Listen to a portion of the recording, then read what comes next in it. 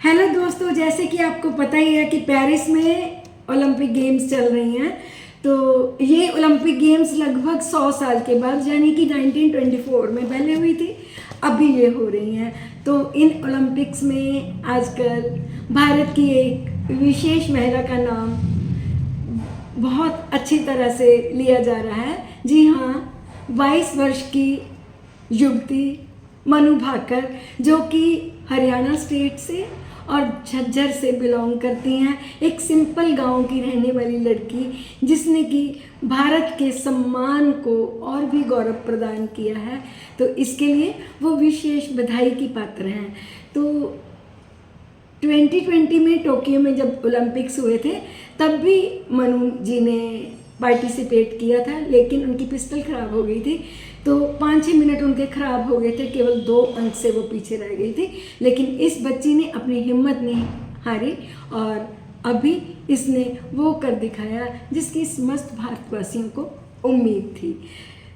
माननीय प्रधानमंत्री श्री नरेंद्र दामोदर दास मोदी जी ने भी ट्वीट करके कहा है कि ये भारत के लिए बहुत ही ऐतिहासिक पल है।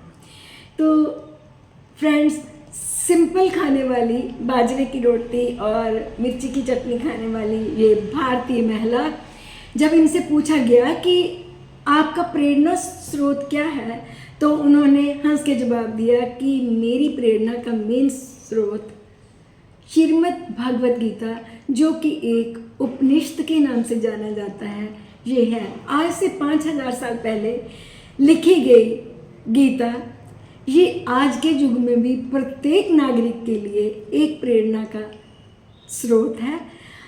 मैं तो ये चाहूँगी कि हर इंसान को जीवन में एक बार गीता ज़रूर पढ़ना चाहिए और उससे प्रेरणा लेके अपने जीवन को वो परिवर्तित कर सकता है।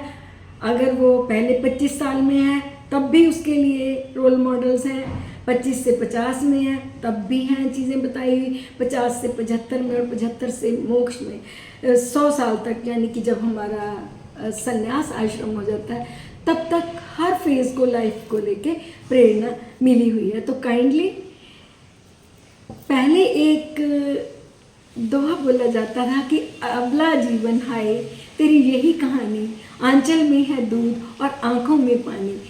युग बिल्कुल बदल चुका है। भारत की बेटियां, भारत की क्या, समस्त ग्लोब की जो बेटियां हैं, वो अपने हर क्षेत्र में अपनी जो जिम्मेदारी है उसको बखूबी निभा रही हैं और अपने उत्तरदायित्व को समझते हुए वो मान सम्मान देने का भरसक प्रयत्न कर रही हैं। तो फ्रेंड्स, मैं आपको इतना ही कहूँगी कि इस प्यारी सी बच्ची मनु भाकर से उसकी जो कंटेम्प्रेरी बेटियां हैं या उससे थोड़ी बड़ी भी हैं, वो सब प्रेरणा लें और एक ऑनेस्ट नागरिक बनने की कोशिश करें और अपना 100% एफर्ट लगाएं ताकि भारत का नाम स्वर्णिम अक्षरों में लिखा जाए। नो डाउट हमारा भारत महान है, लेकिन सिर्फ हमारे समाज के बच्चों को ज़रूरत है एक प्रेरणा की।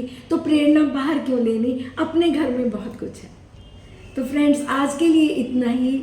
मैं समस्त भारतवासियों को मनु जी की कामयाबी पे यानी कि 2 कांस्य पदक लाने के लिए बहुत सी बधाई देती हूँ और इन फ्यूचर भी मैं उम्मीद करती हूँ कि भारतवासी जो भी इस ओलंपिक मैदान में उतरे हैं, वो झोलियाँ भर भर के मेडल अपने देश के लिए लाएं। Thank you very much for watching my video.